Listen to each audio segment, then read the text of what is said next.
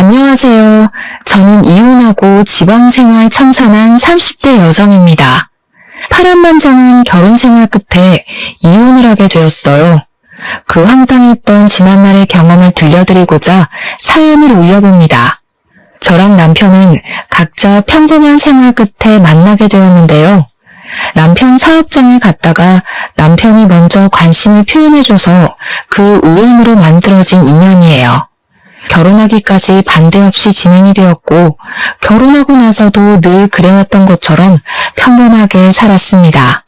그런 저희 가정에 특별한 일이 찾아왔는데요. 제가 결혼할 땐 시부가 혼자였거든요. 근데 제가 결혼하고 한 5년 뒤쯤에 시부에게 좋은 사람이 생겼어요. 시부가 재혼을 하게 된 거죠. 시부는 워낙 집돌이라서 집에만 박혀있는 사람이었는데 재혼할 여자를 만나면서부터 외출도 많이 했고 좀 활기찬 분위기로 바뀌었습니다. 시부의 그 변화가 좋아서 저랑 남편은 시부의 재혼을 진심으로 축하해줬어요. 시부에게 배우자가 생겨서 노후가 덜 쓸쓸하겠다며 안심도 되더라고요. 시부가 재혼하면서 제겐 없던 시모가 생긴 셈이었습니다. 일단 새로운 시모는 돈이 좀 있는 사람이었어요. 그 덕에 시부가 재혼하기 전에는 작은 빌라에 살았는데 재혼하고 나선 바로 이사를 하였어요. 시모가 마련한 15억짜리 아파트에 들어가게 된 거죠. 시모가 저희 식구 되자마자 끼친 영향력은 제법 강했어요. 시부의 살림이 나아졌을 뿐 아니라 저희 살림까지 도움을 주었습니다. 제 남편이 음식 사업하고 있는데 시모가 엄마 노릇하고 싶다면서 남편에게도 사업 자금을 두둑히 지원해 준 거예요. 덕분에 남편은 사업장을 확장 및 성장시키는 데 큰 도움이 되었어요. 그 덕분에 남편은 시모를 금세 엄마로 인정했습니다. 시부도 시모를 자기 집안을 살린 구세주 같은 사람이라며 전적으로 신뢰했죠. 저도 처음엔 시모의 그런 통 큰 마음과 포부가 멋있어서 같은 여자로서 존경했습니다. 그리고 남편이 잘 되는 건 당연히 저한테도 좋은 일이니까 더할 나위 없이 시모에게 고마웠어요. 그런데 무언가 이상한 기운을 받았던 건 정말 자각하지 못하고 있을 무렵부터 느껴지기 시작했어요. 시모가 유난히 저만 차별하는 것 같은 느낌이 드는 겁니다.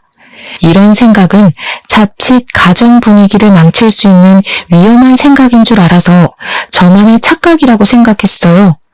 하지만 시간이 지날수록 시모가 어느 시점에서 저를 차별적으로 대하는지가 다 느껴지더라고요.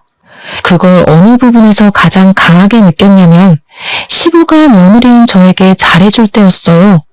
시부는 제가 며느리로서 자기 홀로 지낼 때 많이 신경 써준 걸 알아서 늘 고마워하던 사람이었어요. 원래 우리 가족은 시모가 없을 때부터 잘 지냈거든요.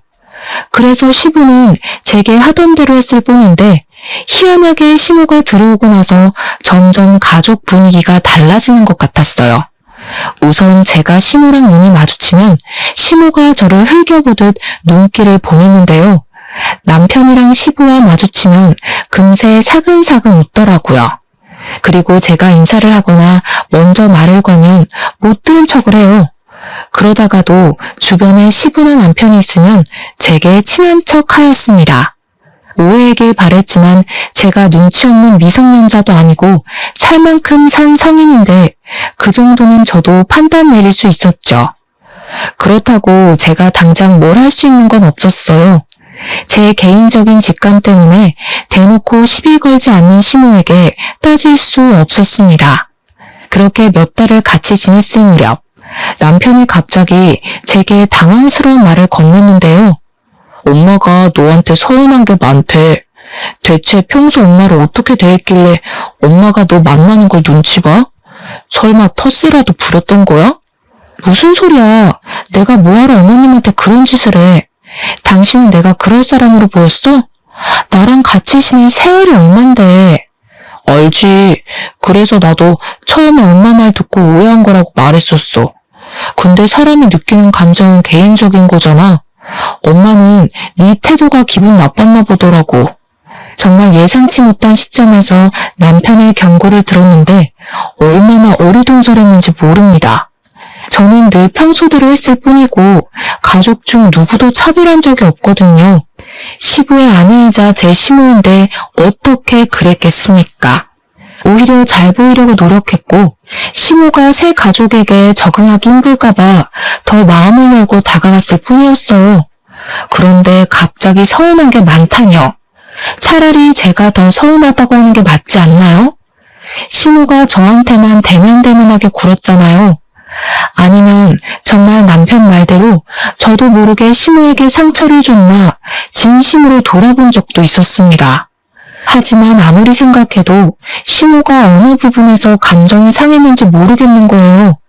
그래서 며칠간 그 고민을 하다가 남편에게 한 번은 물어본 적이 있었어요. 대체 시모가 뭐가 그렇게 서운했더냐고 물어봤더니 남편이 얼마 전 시부 생신 얘기를 하는 겁니다. 시부는 생신날 외식하는 걸 좋아하는 분이세요. 그래서 저랑 남편이랑 시부 생신 한 달 전에 괜찮은 식당 예약을 해놓은 게 일상 중 하나였습니다. 사실 한 달 전에 예약하는 거는 가족 중에 누가 사정이 생길 수도 있다고 생각했어요. 하지만 저희는 시부는 생신을 챙기는 것에 의미를 두기 때문에 누가 참석하고 말고는 크게 신경 안 썼어요. 남편이 시간 안 되면 저랑 시부 단둘이서 식사를 했고 제가 시간 안 되면 남편이랑 시부 둘이 식사를 했었죠. 그게 저희 가족에서 암묵적인 룰 같은 거였어요. 그래서 시부가 재혼한 뒤 찾아온 생신 때에도 늘 하던 대로 한 달 전에 식당을 예약했습니다. 근데 시모가 갑자기 시부 생신 하루 전에 참석을 못할 것 같다고 하는 겁니다. 급한 일 때문에 급히 외국 출장을 가야 해서 어렵다 하더라고요. 그래서 시부 생신 하루 전날에 시부모님 둘이서 생신 축하를 미리 했다고 했어요. 그렇다고 저랑 남편이 시부 생신을 안 챙길 순 없는 노릇이었습니다.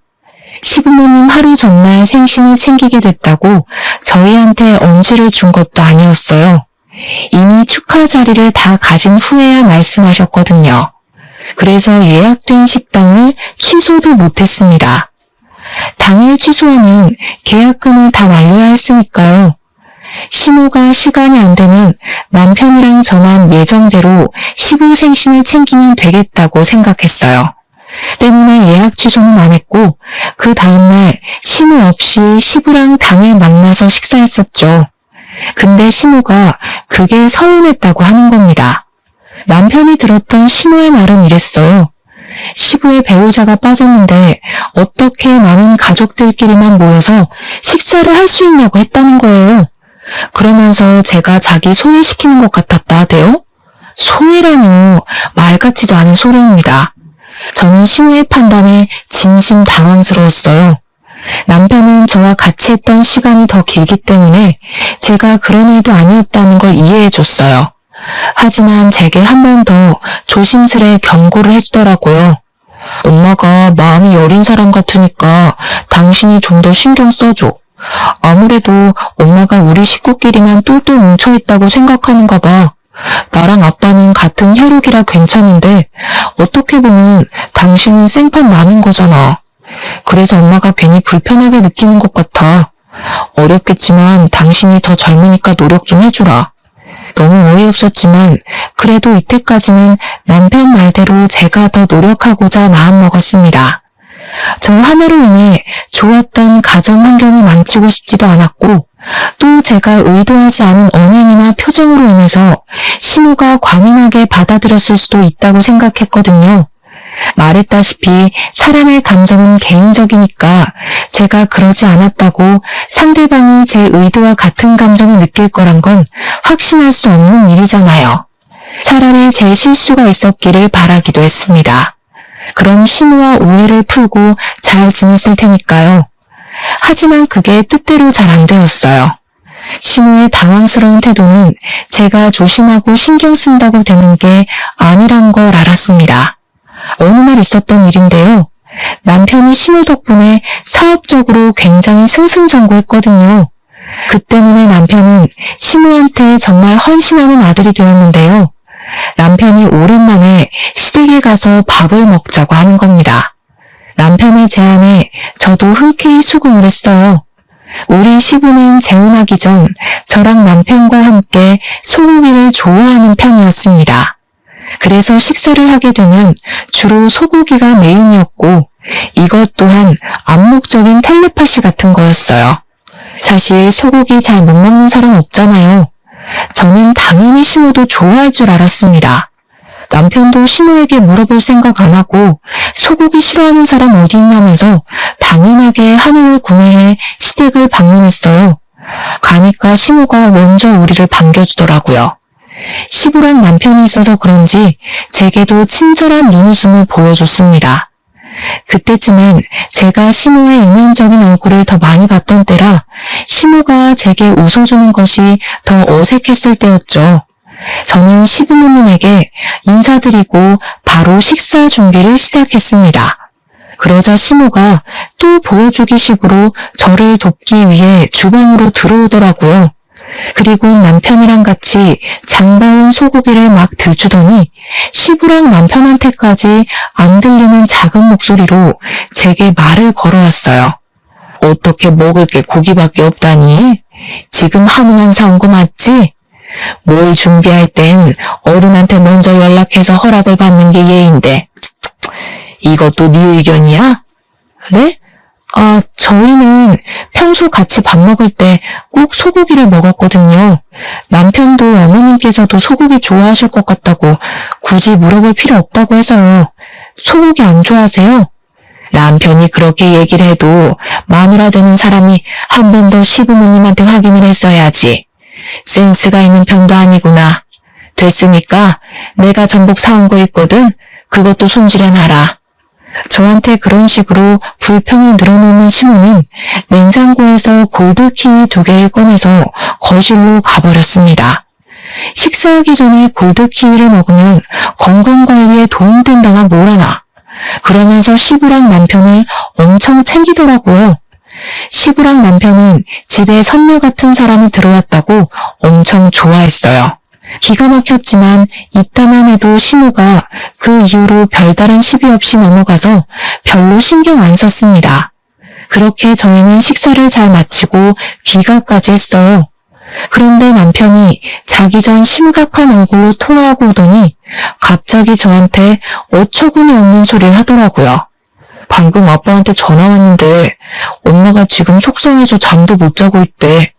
고기 별로 안 좋아하는데 억지로 먹었다고 하더라고. 엄마가 너한테 눈치 줬다는데 몰랐어? 잘 먹고 나서 왜 갑자기 그런 소리를 한대? 눈치는 무슨 눈치. 그냥 전복회 손질하란 말만 하셨지. 고기 싫어한다는 소리는 안 했는데? 그게 그 말이잖아. 네가 눈치채고 빨리 말해줬으면 내가 나가서 해물류 사오는 건데. 엄마 지금 기분 많이 상하셨어. 당신이 자기 계속 엄마를 이방인 취급하는 것 같다면서 눈치 너무 보인다고 하더라. 저 때문에 시모가 식사한 것도 다체해서 소화제를 마시고 있다는 남편의 말을 들으니 이젠 정말 미치고 팔짝 뛸 노릇이었습니다. 시모는 가족 중에서 제게 가장 서운하다면서 자기를 마음에 안 들어하는 것 같고 시어머니로 인정 안 하고 싶어하는 것 같은 말까지 했다고 하더라고요. 이게 무슨 말도 안 되는 소리인지 모르겠는 겁니다. 솔직히 이쯤 되니까 시모가 피해망상이라도 있나 싶었어요. 그게 아니고서야 매사에 제 행동을 부정적으로 평가하는 게 이해가 안 되었으니까요. 근데 여기서 더 짜증났던 건 시모보다 남편의 태도였어요.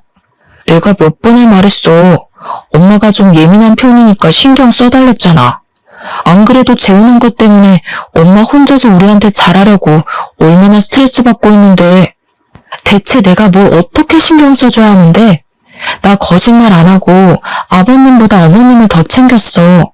나야말로 어머님이 날 마음에 안 들어해서 일부러 모함하는 것 같은데 하지도 않은 짓을 했다고 할 때마다 얼마나 어이없는지 알아? 야, 엄마가 우리한테 얼마나 많은 도움을 줬는데 어떻게 그런 소리를 할 수가 있어. 네가 뭘 실수했으니까 엄마가 소가리를 했겠지. 설령 네가 그런 적 없다고 해도 그냥 무조건 엄마한테 잘못했다고 해야 되는 거야. 원래 며느리는 그런 거잖아. 며느리가 무슨 노비인 줄 알아? 잘못하지도 않은 일을 무조건 사과하게.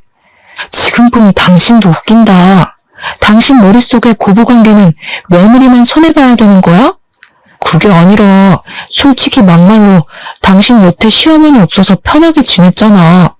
우리 아빠가 당신한테 시집살이를 시켰던 것도 아니고 나도 아빠도 당신 편하라고 얼마나 신경 쓰고 살았는데 당신도 이만큼 편하게 지냈으면 이제 시어머니한테 져주고 살 수도 있는 거 아니야? 나랑 아빠 생각해서라도 그래 줘야지. 남편이 시모를 굉장히 엄마로 생각해서 제게 서운함을 토로하는 건 아니었어요. 제 감이었지만 남편인 시모가 자기 사업에 돈을 퍼주어 준다는 이유만으로 제 감정을 묵살하기로 마음먹은 것 같았습니다. 그저 시모의 심기가 불편할까봐 그것만 신경 썼고 시모가 자기 사업에 돈을 안 써줄까봐 걱정돼서 저를 나무라는 것 같았어요. 제 남편이 이런 무책임한 사람이 아닌데도 이렇게 막무가내로 참고 그냥 비위만 잘 맞추라 강요하는 것 보면 말이죠. 그 뒤로 저와 남편의 관계는 급속도로 냉각되었습니다. 제가 일방적으로 남편을 상종하지 않았기 때문이었어요. 남편과 대화를 하면 어쩔 수 없이 시모의 존재가 튀어나오기 마련이었고 그럼 저희는 사이 괜찮다가도 그날 하루를 통째로 망치게 되었으니까요. 언젠가부터 가정의 평화가 깨지자 제 하루하루는 솔직히 지옥과도 같았습니다. 남편 말대로 시부가 재혼하기 전만 해도 제겐 시모가 없었어요. 그래서 고부 갈등 겪을 일도 없었고 따로 시무란 존재로 인해 스트레스 받을 일도 그저 남일이었죠. 하지만 그렇다고 새로 생긴 시모에게 고나리질을 당연히 당해야 한다는 논리는 납득할 수 없었습니다.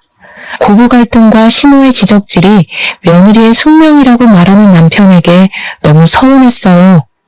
이건 남편이 제게서 마음이 떠났고 변해버렸다고 얘기를 하는 게 설명하기 쉬웠습니다. 근데 여기서 변한 사람이 남편만 아니었다는 것도 제겐 고민거리였어요. 평소 남편보다 저를 더 많이 아꼈던 시부가 남편 못지않게 돌변해버렸는데요. 시모가 그간 무슨 입김을 불어넣었는지 저를 바라보는 시부의 눈빛이 예전 같지 않은 겁니다. 심지어 시부는 남편보다 훨씬 감성적인 사람이라 제가 힘든 것에 대해 유독 많이 신경 써주었는데 어느 날은 저를 따로 부르더니 정말 서운한 소리를 하시더라고요. 너 시애미가 돈 대준다는데 시험관이라도 해볼래? 너도 이제 40을 바라보는 나이인데 아이 가지려면 아무래도 서두르는 게 좋지 않을까 싶어서. 사실 저는 난임이라서 아기를 포기하고 살고 있었습니다. 그건 남편과 시부도 당연히 알고 있는 사정이었어요. 솔직히 초반에는 제가 빚을 내서라도 아이를 가지려고 했었습니다. 그런데 남편이랑 시부가 미리 시험관에 대해 조사를 해오더니 생각보다 쉽지 않은 일임을 알고서 굳이 권유하진 않았어요. 아무래도 시험관을 하면 산모 몸이 많이 망가진다고 하더라고요. 남편이랑 시부도 아이가 있으면 좋겠다고 생각하셨지만 그래도 제 건강에 더 중점을 두는 겁니다. 그러면서 제 몸이 고생하면서까지 비싼 돈 들여서 시험관 할 필요 없다고 하더라고요. 우리끼리 잘 먹고 잘 살면 된다고 해서 아이 문제는 그 이후로 더 이상 언급이 안 되고 있었던 부분이었어요. 근데 시모가 시부한테 왜 저랑 남편 사이에 아이가 없냐고 물어본 것 같더라고요. 그래서 시부가 어쩔 수 없이 제가 난임이라는 걸 시모에게 밝힌 것 같았죠. 시부는 제가 상처받을 걸 고려해서 시술을 단 한 번도 물어본 적이 없는 사람이라 했잖아요. 근데 무슨 바람이 불었는지 갑자기 시험관을 제안하는 겁니다. 너무 당황스러웠어요. 아버님, 손주는 필요 없다고 하셨잖아요. 그래도 그땐 이제 막 30대로 올라왔던 때라서 체력이 괜찮았지. 지금은 못해요. 갑자기 왜 마음이 바뀌신 건데요? 그렇긴 한데 네 시애미 말 들어보니까 손주가 있어야겠더라고. 나중에 우리 재산은 다 누가 책임질 거냐? 너 하나 때문에 우리 집 대가 끊기는 건 좀 아닌 것 같더라. 지옥 가면 그 원망을 내가 다 살 거 아니니? 네 몸이 힘든 건 알겠는데 그동안 우리가 네 편이 많이 봐줬으니까 이젠 우리한테 좀 맞춰주는 게 어때? 정말 말도 안 되는 핑계라고 생각했습니다. 손주를 가지라는 제안도 황당했지만 그 이유가 시모 때문이라는 것이 저를 더 한숨 짓게 만들었어요. 제가 시모를 굳이 마주치지 않아도 남편이랑 시부 때문에 항상 시모의 존재를 느껴야 했는데요. 그게 어느 순간부터 너무 진절머리 나더라고요. 시간이 지나다 보니까 시부랑 남편만 봐도 시모가 떠오르곤 했어요. 그 사람들 입에서 나오는 시모는 제가 알고 있는 시모랑 늘 달랐으니까요. 제가 느끼는 부정적인 감정이 전부 시모한테서 파생되어 나오고 있었다는 걸 깨닫자마자 저는 시모랑 대화를 제대로 해보고 싶었습니다. 단 한 번도 시모랑 둘이서 마주보고 얘기해 본 적이 없었거든요. 그래서 시모에게 연락해 따로 만남의 장소를 가졌죠. 오해하지 말고 들어주셨으면 좋겠어요. 어머님께서 저한테 불만이 있는 것 같아서요. 혹시라도 제가 뭘 실수하고 있다면 차라리 저한테 말씀해 주시겠어요? 괜히 아버님이랑 남편한테 말해서 저희 가족 분위기 흐리지 마시고요. 대체 저한테 왜 이러세요? 제가 마음에 안 드시는 거예요? 이제 알았니? 네가 언제 그런 소리를 하나 기다리고 있었어. 내 예상보다 좀 더 오래 걸리긴 했지만 이제라도 눈치챘으면 이혼도 좀 해줄래? 저 이때 잘못 들은 줄 알았습니다. 그래서 시모에게 되풀이되는 질문을 다시 했었죠. 뭐라고 그랬냐고 무슨 소리냐는 말밖에 못했어요. 나 아는 아가씨가 있는데 내 아들이랑 결혼시키고 싶거든. 사업 파트너 관계 맺으려고 그러지. 너처럼 부모도 없고 집안 배경도 없는 사람들은 잘 모르겠지만 원래 나처럼 사업으로 먹고 사는 사람들은 파트너가 중요하단 말이야. 이렇게 말 안 하면 또 눈치채는데 오래 걸렸으려나? 네가 우리 가족한테 쓸모가 없는 것 같아서 바꾸려는 거야. 사람에게 상처되는 말을 하면서도 시모는 아주 당당했습니다. 제 남편이 체인점 음식 사업을 하고 있다고 했잖아요. 근데 시모가 하고 있는 일도 음식 사업이었거든요. 아무리 그래도 그렇지 자기 기준에 쓸모없다고 생각해서 가족을 쫓아내는 게 어디 있나요? 이런 것도 굴러들어온 놈이 박힌 돌 빼낸다고 표현할 수 있을까요? 그날 시모를 부른 건 저였는데도 너무 황당해서 이걸 몰래 녹음했습니다. 시모는 자기 할 말만 하고 바쁘다며 자리에서 일어났어요. 그렇게 헤어진 뒤에 저는 남편한테 가서 시모의 실체를 곧장 들려줬습니다. 그런데 제가 남편을 그때까지도 신뢰하고 있었나 봐요. 남편의 반응이 더 당황스러웠어요. 사실 나도 알고 있었어. 당신한테 언제 말해야 하나 고민했는데 잘 됐네. 이왕 이렇게 된 거 그냥 말할게. 우리 이혼하자. 내 나이는 그렇게 막 늙은 것도 아니잖아. 다시 가정 꾸리기도 좋고 엄마가 나 빨리 부자 되게 해준다더라고. 엄마한테 들었다시피 나 솔직히 더 크게 성공하고 싶거든. 오히려 제가 남편한테 이혼 통보를 받게 되는 이상한 상황이 연출되었어요. 마지막 지푸라기를 잡는 신경까진 아니었는데도 그게 제게 마지막 지푸라기와 같은 기회가 되어버렸습니다. 남편은 시모가 위자료를 두둑하게 챙겨준다고 했으니까 소송할 생각하지 말고 조용히 나가줬으면 좋겠다고도 하더라고요. 남편에게 버려졌을 때는 너무 비참했어요. 어디도 제가 기댈 수 있는 가족은 없다는 걸 깨달았습니다. 처음엔 당황해서 말문이 막혔지만 나중에는 생각할수록 눈물만 나오더군요. 제가 어떠한 결정도 내리지 못하고 있을 때 시모가 저를 한 번 더 찾아온 적이 있었어요. 남편은 일을 하러 가서 저밖에 없는 집에 찾아오신 거였죠. 아들한테 들었다. 벌써 둘이 얘기 끝냈다면서? 약속대로 위자료는 네가 소송해서 받을 돈보다 넉넉할 거야. 이 정도면 너도 그렇게 서러운 입장은 아닐걸? 그동안 우리 식구 위해서 수고한 노력이 가상해서 꽤 많이 쳐줬어. 서로 잘해보자고 이러는 거니까 너무 서운해하지 말았으면 좋겠네. 제 생각엔 처음부터 이럴 작정이었던 것 같은데 정말 그깟 사업 때문에 멀쩡한 식구를 내쫓으려는 거예요? 몇 번을 말해야 알아듣는 거니? 다시는 우리 식구 앞에 나타나는 일 없었으면 좋겠어. 내 아들이 재혼했는데도 그 앞에서 걸리적거리면 돈 떼먹는 짓이나 마찬가지니까 조심 좀 해주고. 그렇게 시모는 떠났지만 제가 이혼 합의서에 도장을 찍을 때까지도 저를 붙잡는 사람 아무도 없었습니다. 그렇다는 말은 결국 시모를 말리는 사람도 없었다는 거죠.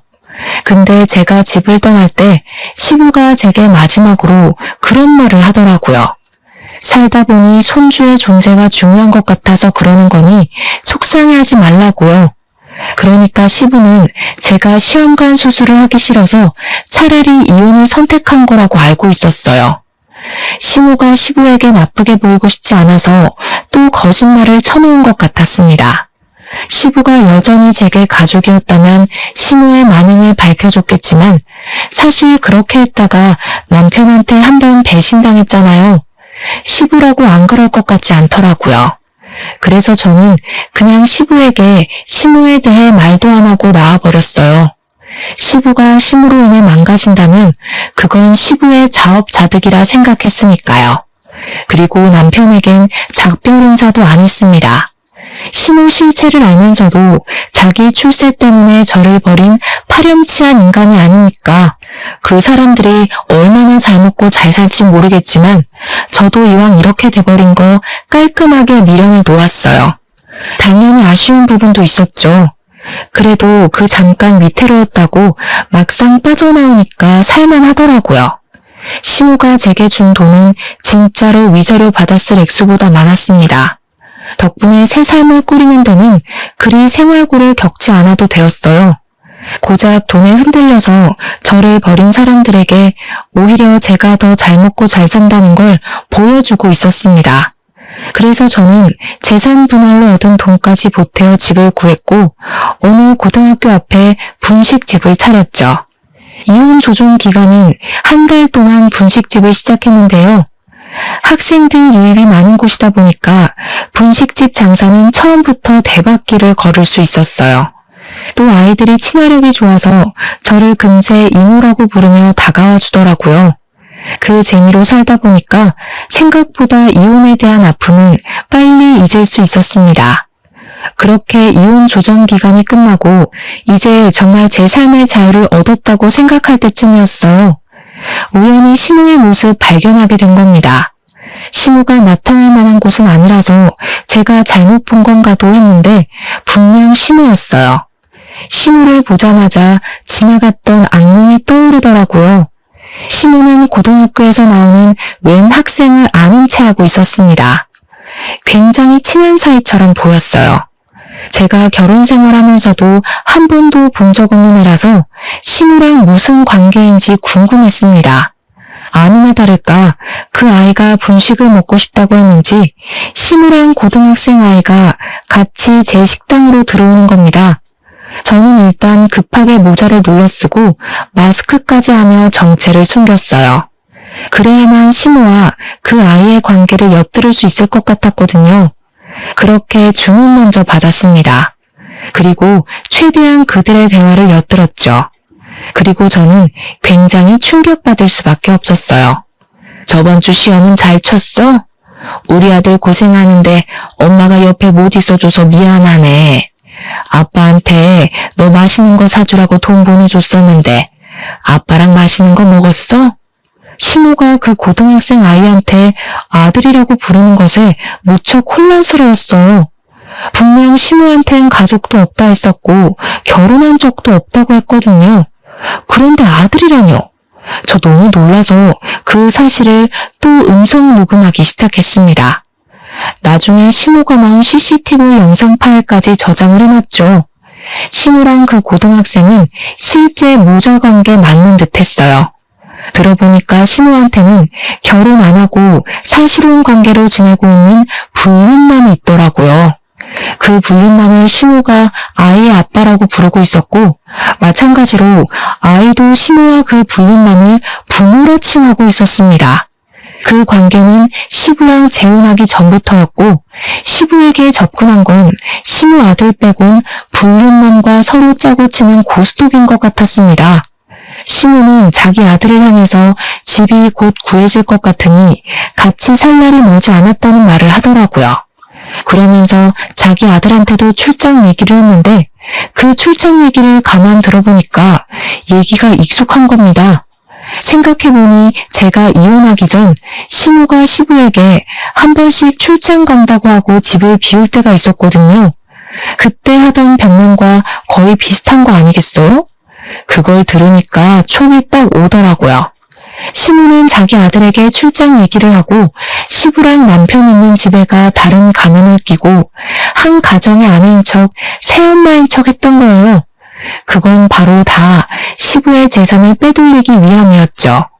결국 시모가 시부에게 거짓말하면서 출장을 갔던 이유 또한 사실 불륜남이랑 자기 아들을 만나러 다녔다는 것과도 일맥상통하는 셈이었습니다.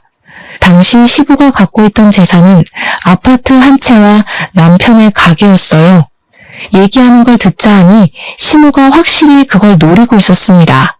너무 놀라운 사실이라서 몰래 더 알아보니까 시부 앞으로 들어간 사망보험금도 시모가 노리고 있었더라고요.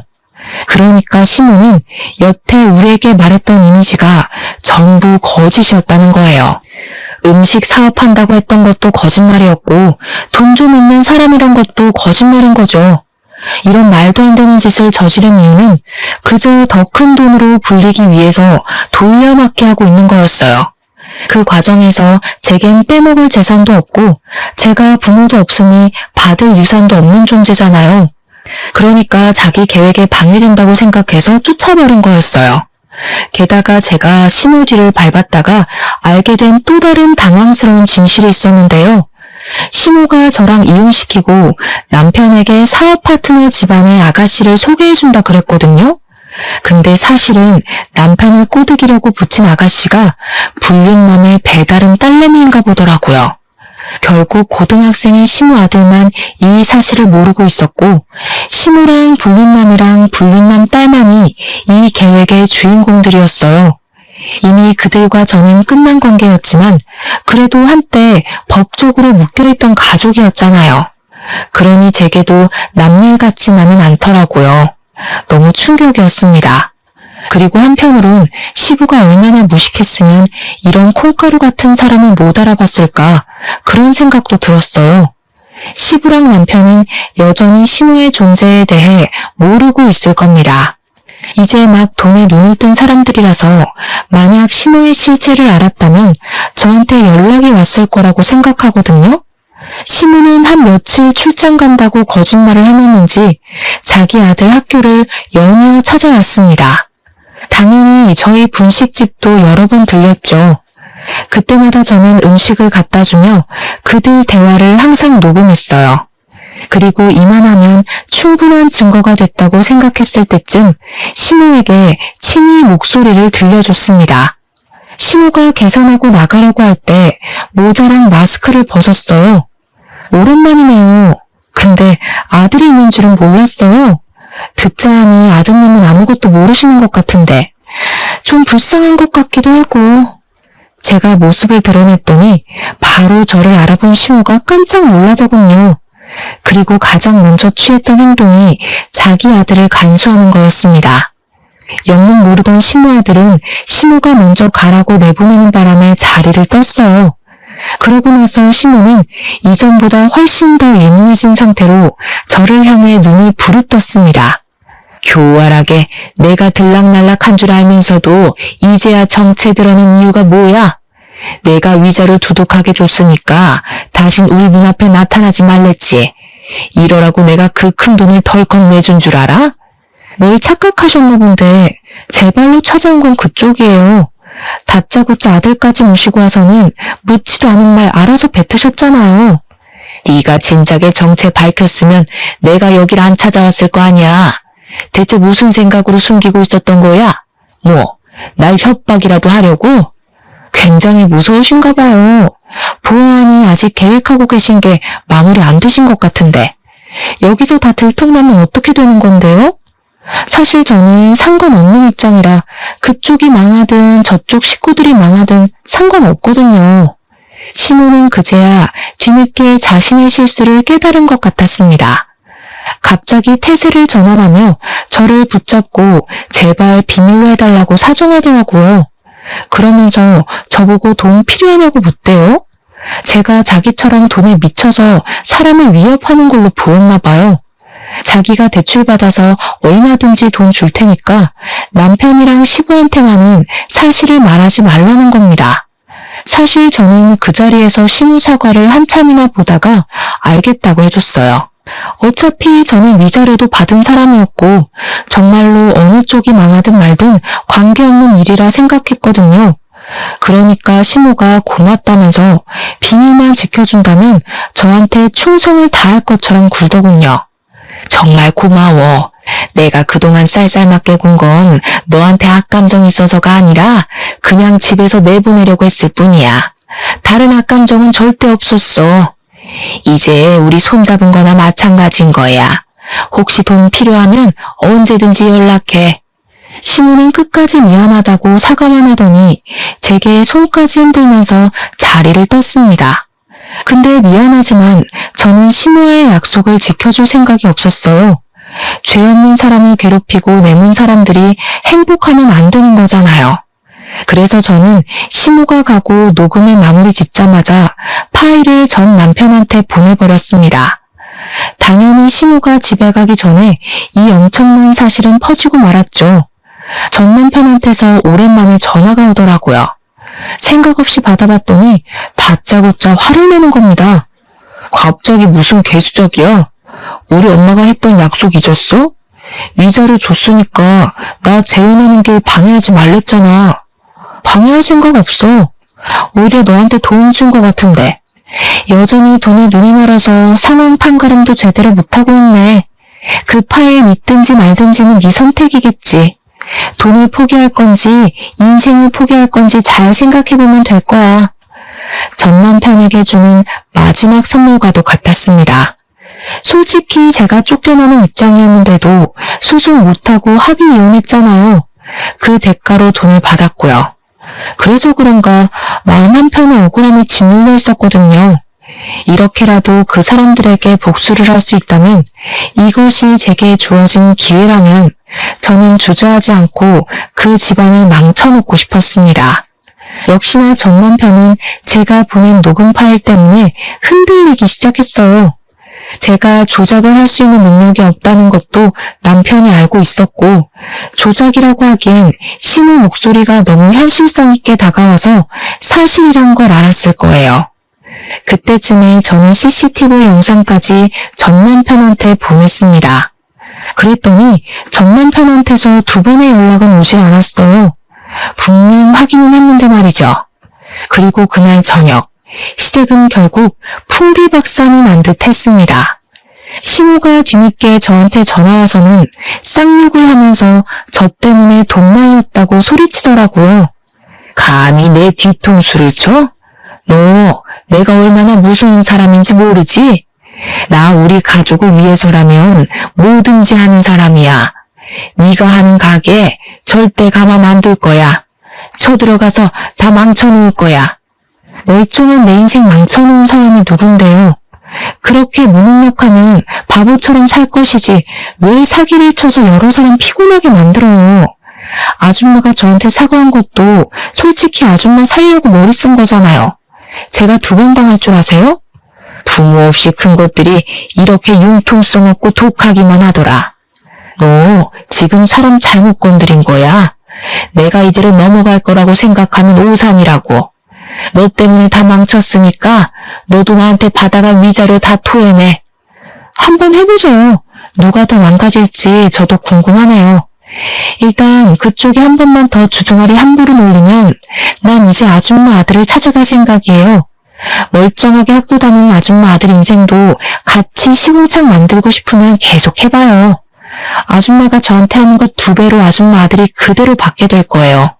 시모가 자기 아들을 바라보는 눈빛은 시부랑 남편한테도 보여주지 않았을 만큼 인정이 많았습니다. 그래서 그 아들이 시모의 최대 약점이라는 걸 바로 알 수 있었어요. 미성년자 인생을 갖고 놀 생각은 당연히 없지만 시모를 그렇게 겁주지 않으면 멈추지 않을 것 같더라고요. 역시나 시모는 자기 아들을 걸고 넘어지니까 어쩔 수 없이 항복을 하였습니다. 그리고 그 뒤를 예상한 절차였어요. 결국 시부가 시모를 이혼 소송 걸었다고 하더라고요. 또 전 남편은 자기가 만나고 있던 재혼녀가 시모의 의붓딸이라는 걸 알고 제대로 충격받은 것 같았습니다. 자기 아빠 재산 때문에 붙어 있었던 여자라고 하니까 약간 사람에 대한 깊이까지 생길 것 같았어요. 나중엔 저한테까지 연락이 오더라고요. 연락 와서는 미안했다고 다시 재결합할 수 없겠냐고 애걸하는 거 아니겠습니까? 당신 말대로 내가 진짜 돈에 눈이 멀었던 거야. 미안해. 내가 당신한테 얼마나 큰 실수를 했는지 감히 다 말할 수 없을 정도겠지만 앞으로 반성하면서 살게. 평생 당신한테 헌신하고 살 테니까 제발 다시 돌아오면 안 될까? 한 번 돈맛 본 사람인데 두 번째 유혹 왔을 때 안 할 거란 확신이 어디 있어. 나는 너랑 네 아빠가 내 인생에서 꺼져줘서 이제야 마음 좀 편해지는 것 같은데 나더러 다시 그 뻔뻔한 낯짝들을 보고 살라고? 내가 무슨 테레사 수녀인 줄 알아? 내가 볼 땐 네 아빠나 너나 그냥 독거 인생으로 재미없게 살다 갈 팔자 같거든.